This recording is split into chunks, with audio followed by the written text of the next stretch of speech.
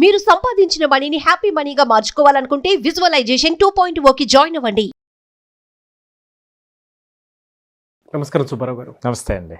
జనరల్గా సార్ అంటే ఇప్పుడు రత్నభాండా గారి గురించి చాలామంది మాట్లాడుకుంటూ ఉన్నారు. At the same time puri టెంపుల్కి సంబంధించినటువంటి విశిష్టత మనకు అంతకుముందే తెలుసు. బట్ ఇవాళ న్యూస్లోకి వచ్చేటప్పటికి ఏంటంటే రకరకాల కథనాలు చూస్తున్నాం. ఈ రత్నభాండా గారి స్టోరీ ఏంటి, అసలు ఏంటిది అంటే ఏ విధంగా ఇవాళ ఓపెన్ చేయడానికి గల కారణాలు ఏంటి, పర్టికులర్గా ఇదే రోజున ఎందుకు అనేటువంటిది కూడా చాలామందికి డౌట్స్ వస్తూ ఉన్నాయి. స్టోరీ ఏంటి సార్, అసలు దీనికి సంబంధించి ఆ రహస్యం ఏంటి? యాక్చువల్గానండి మనకి పూరిలో ఉన్నటువంటి టెంపుల్ ఏదైతే ఉందో అది అక్కడ ఉన్నటువంటి ప్రజలతో మమేకమైనటువంటి టెంపుల్ అండి.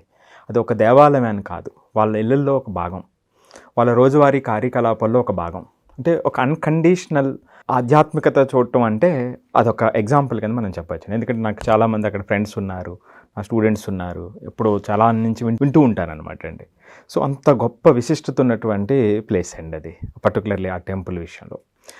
ఇక ఈ అంశానికి వచ్చినప్పుడు సుమారుగా 12వ శతాబ్దం దగ్గర నుంచి ఈ గుడి మొదలవటం జరిగింది. ఆ తరువాత 1468 ఆ టైంలోకి వచ్చేటప్పటికి గజపతి మహారాజ్ అనేటువంటి వాళ్ళు విపరీతమైనటువంటి దండయాత్రలు చేసండి అనంతమైనటువంటి సంపదను ఇక్కడ ఈ దేవాలయానికి తీసుకురావడం జరిగిందండి. ఎలా అంటే అక్కడ శాసనాల్లో చెప్తున్నటువంటిది ఏమిటంటే పెద్ద పెద్ద బాక్సుల్లో ఎంతో బంగారం, వజ్రాలు, వైడూర్యాలు ఏనుగుల మీద మోసుకుని తీసుకొచ్చి ఇక్కడ పెట్టారు అనేటువంటిది అక్కడ ఉన్నటువంటి శాసనాలు చెప్తున్నటువంటిది అనమాట అండి. సో కాబట్టి ఆ విధంగా ఎంతో సంపద అక్కడ పోగుపడి ఉంది అనేటువంటిది వాస్తవంగా శాసనాలు చెబుతున్నాయి. మరి ఇక దీన్ని రక్షించడం ఎలాగండి, ఇంత అనంతమైనటువంటి సంపదను అక్కడ పెట్టినప్పుడు దాన్ని రక్షించడం ఎలాగా అనేటప్పుడు దీనికి సంబంధించి మనకి first chamber, second chamber, third chamber అనేటువంటివి అక్కడ 3 ఛాంబర్స్లో వీటిని దాసారు అనేటువంటిది మనకున్నటువంటి కథనాలండి. సో మొదటిదికి వచ్చేటప్పటికి బాహర్ బాండార్ అంటారు, సో బయట ఉన్నటువంటిది. సో ఇక్కడ స్వామివారికి రోజువారీ కార్యకలాపాలు ఏవైతే ఉంటాయో దానికి ఉపయోగించేటువంటి వస్త్రాలు కానివ్వండి, అలంకరణకు ఉపయోగించేటువంటి వస్తువులు కానివ్వండి, అలంకరణ సామాగ్రి కానివ్వండి, ఈ మొదట బాహర్ బాండార్లో ఉంచడం జరుగుతుంది. సో అందరూ కూడా రోజువారీ కార్యకలాపాలు కాబట్టి అక్కడి నుంచి వెంటనే తీసుకోవటం జరుగుతూ ఉంటుంది. మరి దీనికి అధికారం ఎవరికి ఉంటుంది అంటే బాండార్ అధికారి ఒకరు ఉంటారు. సో ఆయన దగ్గర తాళం ఉంటుంది, ఆయన అధీనంలో ఈ రోజువారీ కార్యకలాపాలకు సంబంధించినటువంటి అంశాలన్నీ ఉంటాయి. అట్లాగే ఉత్సవాలు జరిగినప్పుడు సంబంధించినటువంటి సామాగ్రి కూడా ఆయన అధీనంలో ఉంటుంది. ఇక రెండో విషయానికి వచ్చేటప్పటికి బిటర్ బాండార్ అండి రెండవది. సో రెండవ ఛాంబర్ అనమాట అండి. ఈ బిటర్ బాండార్లో కొంత సంపద ఇక్కడ చాలా దాసారు అనేటువంటిది అందరికీ తెలిసినటువంటిది. ఇది ఎప్పటి నుంచో ఉన్నప్పటికీ కూడా రీసెంట్గా 1978లో దీనికి సంబంధించినటువంటి ఒక అంచనా వేయటం జరిగింది. అక్కడ గణన చేశారు అక్కడ ఏమేమి ఉన్నాయి అనేటువంటిది. సో గణన చేసి ఆ తరువాత ప్రతి 3 సంవత్సరాలకి ఒకసారి గణన చేయాలి అనేటువంటిది కోర్టు ద్వారా ఆర్డర్ వచ్చినప్పటికీ అప్పటి నుంచి చేయట్లేదు అనేక కారణాల వల్ల. సో ఇక ఈ రెండో బాండార్లు, బిటర్ బాండార్లో ఏదైతే ఉందో సంపద అప్పుడు లెక్కించినటువంటిది ఏమిటంటేనండి సుమారుగా 12 కేజీల పైన ఉన్నటువంటి కిరీటాలు, జగన్నాథుడిది కానివ్వండి, సుభద్రమాతది కానివ్వండి, బలభద్రుడిది కానివ్వండి, అలాంటి కిరీటాలు 12 కేజీల కన్నా ఎక్కువ ఉన్నటువంటివి ఉన్నాయి. సుమారుగా 576 వివిధ రకాలైనటువంటి సామాగ్రి అక్కడ బంగారానికి సంబంధించినటువంటివి ఉన్నాయి అనేటువంటి అప్పుడు గణాంకాలు చెబుతూ ఉన్నాయి. ఇక మూడోది మిస్టరీ అండి. ఇక మూడో బాండార్ ఏదైతే ఉందో ఈ రెండో బాండార్ నుంచి మూడో బాండార్కి ఒక మార్గం ఉందని, దానికి సొరంగాలు ఉన్నాయని రకరకాల కథనాలు జరుగుతూ ఉన్నాయి. సో దానికి బంధనాలు ఉన్నాయనేటువంటిది జరుగుతూ ఉందన్నమాట అండి. సో ఇక ఇప్పుడు వరకు కూడా ఇంత జరిగినా సరే, ఇంత సంపద ఉండేటప్పుడు ఎంతోమంది కొలగొట్టుకుని వెళ్ళిపోయారండి భారతదేశ సంపదని. అలాగే బ్రిటిష్ వాళ్ళు కూడా ఎంతో సంపదని తీసుకెళ్ళిపోయారు. మరి ఏం జరిగింది, అప్పుడు ఎందుకు తీసుకువెళ్ళలేకపోయారు వీళ్ళందరూ అంటే, బ్రిటిష్ వారి టైంలో కూడా వాళ్ళు ప్రయత్నించినప్పటికీ కూడా ఇక్కడున్నటువంటి శక్తులు, ఇక్కడ ప్రజలు చూపించేటువంటి ఆధ్యాత్మికత చూసి, అక్కడున్నటువంటి శక్తులు చూసి వాళ్ళు కూడా భయపడినటువంటి సందర్భం అండి. వాళ్ళు అందుకే మిస్టీరియస్ గాడ్ అని ఇక్కడ వాళ్ళు అనుకుంటూ ఉండేవారటండి. అందుకని ఇక్కడ కార్యకలాపాల్లో వాళ్ళు ఎప్పుడూ కూడా కలగ చేసుకోకుండా ఏదైతే జరుగుతుందో అదే కార్యకలాపాలని వాళ్ళు చేయటం జరిగిందనమాట అండి. కొన్ని సందర్భాల్లో ప్రయత్నం జరిగినప్పుడు జరిగినటువంటి సంఘటనలు వాళ్ళని భయానికి లోను చేశాయి. అంతేకాకుండా 1400 దగ్గర నుంచి అంటే మీకు ఎన్నెన్నో దండయాత్రలు జరిగి ఉన్నాయి. ప్రతి సందర్భంలో కూడా అక్కడ వరకు చేరుకోలేనటువంటి పరిస్థితి అనమాట అండి జనాలు. అంటే మీరు చెప్పిన కాంటెక్స్ట్ ప్రకారం ఇప్పుడు ఇది ఓపెన్ చేసినా కూడా ఫర్దర్ కాన్సిక్వెన్సెస్ అనేవి ఉంటాయని మనం అనుకోవచ్చు. ఓకే, ఖచ్చితంగా. Okay sir. ఈ విధంగా ఎవరు ప్రయత్నం చేసినప్పటికీ కూడా, ఉదాహరణకి 1978లో గణాంకాలు జరిగినాయి అంటున్నాను కదా, తర్వాత 82, 85 టైంలో కూడా 3వ భాండార్ని ఓపెన్ చేయటానికి మన అఫీషియల్స్ వెళ్ళటం జరిగిన తర్వాత అక్కడ చెప్తున్నటువంటి గణాంకాలు ఏం చెప్తున్నాయంటే, సమాచారం ఏముందంటేనండి, అక్కడ వరకు వెళ్ళినటువంటి అధికారులు 3వ భాండార్ తెరచేటువంటి ఉద్దేశంతో వెళ్ళిన తర్వాత ఏదో ఒక శక్తి వాళ్ళని గెంటి వెనక్కి తోసేసింది, మేము ఇంకా వెళ్ళలేకపోతున్నామని ఆయన వాళ్ళ రిపోర్ట్లో రాసి సబ్మిట్ చేయడం జరిగిందనమాట అండి. ఎప్పుడైతే ఇలా జరిగిందో అక్కడ ఉన్నటువంటి పూజారులు, లోకల్గా ఉన్నటువంటి వ్యక్తులు అంతా కూడా ఇది ఓపెన్ చేయడం కరెక్ట్ కాదు, ఇది ఓపెన్ చేయటం వల్ల అనేక అనర్థాలు జరుగుతాయి, పూరీకే కాదు, ఒరిస్సా రాష్ట్రానికే కాదు, దేశానికి, భూమండలానికి కూడా చాలా ప్రమాదం జరుగుతుంది, ఇలాంటి ఆలోచనలు విరమించుకోండి అని అక్కడ పూజారులు కూడా చాలా గట్టిగా చెప్పడంతో అవి ఇంకా ముందుకు వెళ్ళలేదన్నమాట అండి. ఆ స్టెప్స్ ఎప్పుడైతే ప్రతి 3 సంవత్సరాలకి ఓపెన్ చేయాలి, ఇది చేయాలి అనేటువంటి ఏదైతే ఉందో అవన్నీ కూడా ఆగిపోయినాయి అనమాట అండి. సో మరి ఇప్పుడు ఎందుకు ఓపెన్ చేస్తున్నారు అని అనుకునేటప్పుడు, ఈ మధ్య జరిగినటువంటి కొన్ని సుమారుగా 25-30 సంవత్సరాల మధ్యలో జరిగినటువంటి అంశాల్లో ఈ 2వ భాండార్ ఓపెన్ చేయాలన్నప్పుడు కూడా దీనికి 3 తాళాలు ఉంటాయన్నమాట అండి. ఒకటి, గజపతి రాజులు ఎవరైతే ఉన్నారో వాళ్ళు వంశం ఎవరైతే రిప్రజెంటేటివ్ ఉన్నారో వాళ్ళ దగ్గర ఒకటి, భాండార్ అధికారి దగ్గర ఒకటి, కలెక్టర్ దగ్గర ఒకటండి. ఈ 3 పెట్టి ఓపెన్ చేస్తేనే అది ఓపెన్ అవుతుంది. సో ఇక్కడ జరిగిన ట్విస్ట్ ఏంటంటే, ఇందులో ఒక తాళం మిస్ అయ్యింది అనేటువంటి అంశం కోర్టుకు కూడా గవర్నమెంట్ వాళ్ళు, అప్పుడు ఉన్నటువంటి గవర్నమెంట్ తెలియజేయడం జరిగింది.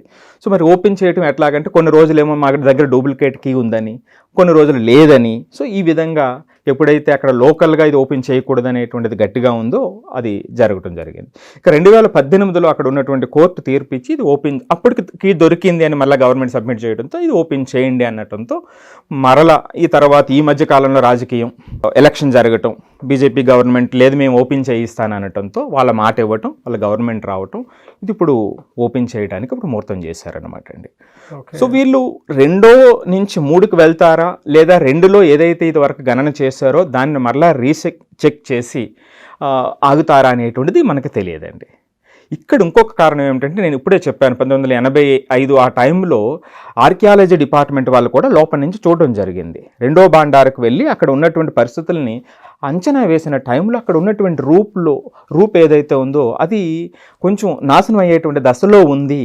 సో దీనికి రక్షణ కావాలి అనేటువంటి రిపోర్ట్ కూడా వాళ్ళు కోర్టుకి ఇవ్వటంతోనే కోర్టు మీరు వెళ్ళండి, ఓపెన్ చేయండి, దాని రక్షణ చర్యలు కూడా చేపట్టండి అనేటువంటి ఆర్డర్ ఇవ్వడం జరిగిందనమాట అండి. జనరల్గా అడుగుతున్నాను సార్, ఈ నాగబంధనం కాన్సెప్ట్ ఏంటి సార్? అంటే రకరకాల పాములతో కూడుకున్నటువంటి ఇది ఉంటుంది అనేటువంటి ఒక్కొక్కటి వినిపిస్తూ ఉంది. అవునండి.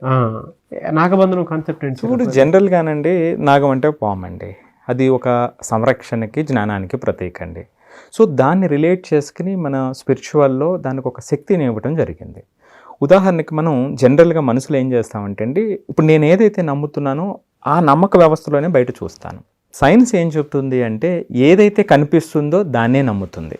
స్పిరిచువల్ అనేటువంటిది ఈ రెండింటికి అతీతమైనటువంటిది, దానికి మించి ఉన్నటువంటిదండి.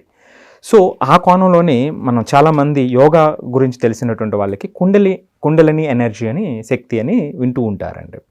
జనరల్గా మనం చూస్తే అండి, వెన్నుముక అనేటువంటిది చాలా ప్రధానమైనటువంటిది. మనం ఇలా ఉన్నాము అంటే వెన్నుముక అనేటువంటిదే కారణం. సేమ్ పాము ఉన్నట్టే ఉంటుంది. సో ఆ కిందనండి మూలాధార చక్రం ఉంటుంది. సో దీన్నే మనం ఒక రకంగా నాగబంధనం అంటారు. ఎప్పుడైతే ఇది అవేకన్ అయ్యిందో ఆ మనసులో మొట్టమొదటి స్థాయిలో వచ్చేటువంటి ఎన్లైట్మెంట్ వస్తుంది అని చెప్తారు. సో ఆ ఎన్లైట్మెంట్ని సరైన వ్యవస్థలో, సరైన దారిలో యూజ్ చేయకపోతే ఏమవుతుందంటే అది చాలా అనర్థాలను కూడా తీసుకొస్తుందండి. సో అంటే ఇట్లా దీనికి ముడిపడి ఉన్నటువంటి విధానం అన్నమాట అండి. సో యోగా శాస్త్రం ఎవరికైతే తెలుసో ఇది చాలా అందరికీ కూడా చాలా బేసిక్ అనమాట అండి. ఆ కుండలిని ఎనర్జీ అనేటువంటిది వాళ్ళు వింటూ ఉంటారు. సో ఆ చక్రం అక్కడ ఉన్నటువంటి ఆ వ్యవస్థ యాక్టివేట్ అయినప్పుడు వచ్చేటువంటి ఎన్లైట్మెంట్స్ రకరకాల చక్రాలు అంటాం కదండి, 6 చక్రాలు. ఒక మనిషిని అంటే ఆ ఎనర్జీ ఎప్పుడైతే మనిషిలో యాక్టివేట్ అవుతుందో మనిషిని ఆపలేమండి. సో అలాంటి శక్తి అక్కడ ఖచ్చితంగా అండి. సో అందరికీ అర్థమయ్యే విధంగా ఇంకొకటి విషయం చెప్తానండి. ఇప్పుడు కొన్ని ప్లేసుల్లో మనం వెళ్ళినప్పుడు అండి అక్కడ ఉన్నటువంటి గాలులు కానీ అక్కడ ఉన్నటువంటి వాతావరణం కానీ కొన్ని సందర్భాలు మనకు పాయిజనస్ కూడా అయిపోయేటువంటి అవకాశం ఉంటుంది, లేదా మనం స్పృహ తప్పిపోయేటువంటి అవకాశం ఉంటుంది. కొన్ని ప్లేసెస్కి అది ఉంటుందండి. ఉంటుంది కదండి. బెస్ట్ ఎగ్జాంపుల్ సార్, ఎక్కడన్నా అంటే మున్సిపాలిటీ దగ్గర నుంచి తీసుకెళ్లిన ఒక్కొక్క చెత్త అంతా డంప్ యార్డ్ దగ్గరికి వెళ్తే మనకి తెలియకుండానే ఆ గాలి సోకినా లేదంటే మనకు తెలియకుండానే అక్కడ ఉండేటువంటి గాలి పీల్చుకున్నా కూడా బాడీ ఇమీడియట్గా అవుతుంది కదండి. సో ఖచ్చితంగా అండి ఇక్కడ కూడా ఈ నాగబంధనం ఏదైతే చెప్తున్నారో అటువంటి వ్యవస్థ ఒక నిర్మితమై ఉంటుందండి ఖచ్చితంగానే. సో ఎప్పుడైతే ఆ ప్రదేశానికి వెళ్ళినా ఆ లోపలికి వెళ్ళటానికి ప్రయత్నం చేసినా మనకు వచ్చేటువంటి ఎఫెక్ట్స్ వేరేగా ఉంటాయి. నేను ఇందాక కూడా ఒక ఎగ్జాంపుల్ చెప్పాను మీకు. కొంతమంది అధికారులు వెళ్ళినప్పుడు 1995లో వాళ్ళు వెళ్ళలేక వెంటనే వెనక్కి వచ్చి పడిపోయారు అనేటువంటిది మనకి ఆన్ రికార్డ్ ఉన్నటువంటి అంశం అన్నమాట అండి. సో ఇక్కడ కూడా నాగబంధనం అనేటువంటి విషయంలో కూడా అలాంటి వ్యవస్థ ఖచ్చితంగా ఉంటుంది అనమాట అండి. అంటే మనకి తెలియనటువంటి ఒక వ్యవస్థ ఖచ్చితంగా ఉంది, ఒక ఎనర్జీ, ఒక స్పిరిచువల్ ఎనర్జీ. మనం ఇప్పుడే చెప్పుకున్నాం ఈ రెండింటికి అందనటువంటిది, మన ఊహకి సైన్స్కి అందనటువంటి ఆ స్పిరిచువల్ ఎనర్జీ ఏదైతే ఉందో అది ఖచ్చితంగా అక్కడ ఉంటుంది. సో దాన్ని మనం హ్యాండిల్ చేసేటప్పుడు, తెలియకుండా హ్యాండిల్ చేసేటప్పుడు దానికి వచ్చేటువంటి పర్యవసానాలు మనం భరించలేని పరిస్థితుల్లో కూడా ఉండొచ్చు.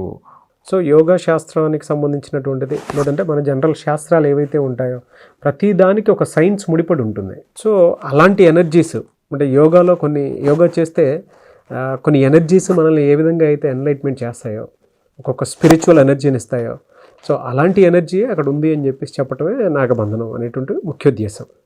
అవునండి, కాన్సెప్ట్. అవునండి, అవును. So coming to subject sir, అంటే మూడవ గది కనుక చూస్తే మనం ఎంతవరకు ఉండే అవకాశం ఉంటుందండి? అంటే రత్న భాండాగారికి సంబంధించినటువంటి రహస్యమే ఎంతవరకు ఉండే అవకాశం ఉంటుందని మనం. సో జనరల్గా మన వాళ్ళు అంచనా వేస్తున్నది ఏమిటంటే అండి, సెకండ్ భాండాగార్లో అంటే బిట్టర్ భాండార్ ఎంతైతే సంపద ఉందో ఆ సంపదకి సుమారుగా 5 రెట్లు పైన మూడో భాండార్లో ఉంటుంది అనేటువంటిది జనరల్గా కొంతమంది చెప్తున్నటువంటి అంచనా అండి. అంటే అంత స్పిరిచువల్ పవర్ ఉండేటువంటి ఏరియాని, అండ్ దాంతోపాటు మీరు ఇందాక అన్నారు వాళ్ళల్లో అంటే మనుషుల్లో ఒక భాగంగా మారినటువంటి ప్రదేశం అని చెప్పేసి, మధ్యలో ఏదో సంథింగ్ ఒక్కొక్క చిన్న మూర్తి గారి ఒక విగ్రహం ఒకటి పోతేనే అక్కడ ఉండేటువంటి మనుషులు, మదన్ మోహన్ అనేటువంటి ఒక విగ్రహం పోతేనండి అక్కడ ఉన్నటువంటి ప్రజలంతా కూడా భోజనాలు మానేశారటండి. పూరి వరుసాలకు సంబంధించినటువంటి వాళ్ళు కొన్ని రోజుల పాటు. అంత ఎమోషనల్ బాండేజ్తో కూడుకున్నటువంటి స్పిరిచువల్ ప్లేస్ కదా. ఖచ్చితంగా సార్, అక్కడ ఖచ్చితంగా ఆ యొక్క శివుడే ఆ యొక్క ప్లేస్ని సంరక్షిస్తున్నాడు అనేటువంటిది ప్రతి ఒక్కరూ అక్కడ నమ్ముతారండి. సో ప్రత్యేకించి ఇక్కడ కూడా ఈ గదులు ఏదైతే ఉన్నాయో అక్కడ నిసి శివ అనేటువంటి ఒక విగ్రహం ఉంటుంది అనేటువంటిది చెప్తారనమాట. అంటే ఆ చీకటిగా ఉంటుంది కదండి, దాన్ని కూడా ఆయన రక్షణలోనే సంరక్షణలోనే ఉంటుంది అనేటువంటిది మన స్పిరిచువల్ బిలీఫ్ అండి. సో అందుకే ప్రతి ఒక్కరూ కూడా మా యొక్క జీవన విధానంలో అది భాగం. సో వాళ్ళెవరో దేవుళ్ళు కాదు, మా కుటుంబ సభ్యులు అనేటువంటి విధంగా అక్కడ ఉన్నటువంటి వ్యక్తులంతా కూడా ఆరాధించడం అనేది మన హిందూ వ్యవస్థలో ఒక బెస్ట్ ఎగ్జాంపుల్ అండి అది. మరి ఎలా సార్, అంటే ఇంత ఇమోషనల్తో కూడుకున్నటువంటి బాండేజ్ ఉన్న ఆ ప్లేస్లో ఇది ఓపెన్ చేయడానికి ఎలా ఒప్పుకున్నారని అనుకోవచ్చు మనం? సార్ ఇది ఇప్పుడే వచ్చింది, ఇప్పుడే ఓపెన్ చేస్తున్నారు. ఎందుకు ఓపెన్ చేస్తున్నారు? రీసెంట్గా ఎలక్షన్స్ అయినాయి, ఇది ఒక పొలిటికల్ డెసిషన్ అండి. సో ఇలాంటి విషయాల్లో మనకి తెలియకుండా మరింత లోతుకు వెళ్ళటం అనేటువంటిది కరెక్ట్ అయినటువంటి విషయం కాదండి. సో ఆ పర్యవసానాలు మనకి తెలియనటువంటి స్థాయిలో ఉంటాయి. సో ఫర్దర్గా దీని రిజల్ట్ ఉండే అవకాశం. సో ఖచ్చితంగా ఉంటుంది కదండి. ఖచ్చితంగా ఇప్పుడే మనం అనుకున్నాము స్పిరిచువల్ ఎనర్జీ అనేటువంటిది మన ఊహకు అందనటువంటి వ్యవస్థలో ఉంటుంది అనేటువంటిది. సో మరి దాన్ని ఎట్లా అనేటువంటిది దానికి అది క్వశ్చన్ మార్క్ అండి, కాలమే జవాబు చెప్పాలి దానికి. ఎస్, ఆడియన్స్ కూడా ఏం చెప్తారనేది చూద్దామండి. నాకు కూడా అది తెలుసుకోవాలని ఉంది, ఎవరెవరు ఏ రకంగా తీసుకున్నారు. ఎందుకంటే కొన్ని బిలీఫ్ సిస్టమ్ మీద టచ్ చేస్తే దాని పర్యవసనం ఖచ్చితంగా ఉంటుందని చెప్పేసి చెప్తూ ఉంటారు.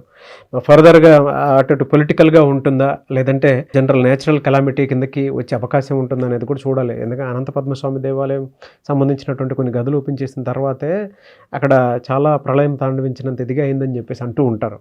బట్ ఇది ఏ రకాన ఏ మూలాన ఏ రకంగా జరుగుతుంది అనేటువంటిది కూడా చూడాలి, అంటే దేనికి దారితీస్తుంది అనేటువంటిది. ఆడియన్స్ ఏం చెప్తారు అనేది కూడా విందాము ఒకసారి. మీ అభిప్రాయం ఏదైనా కింద కామెంట్ బాక్స్లో పోస్ట్ చేసి షేర్ చేయండి, అంటే మీరేమనుకుంటున్నారు అనేటువంటి దానికి. Thank you so much Subbarao గారు. థ్యాంక్ యూ అండి. సుమన్ టీవీలో మీ పర్సనల్ అండ్ బిజినెస్ ప్రమోషన్స్ కోసం కింది నెంబర్కి కాంటాక్ట్ చేయండి.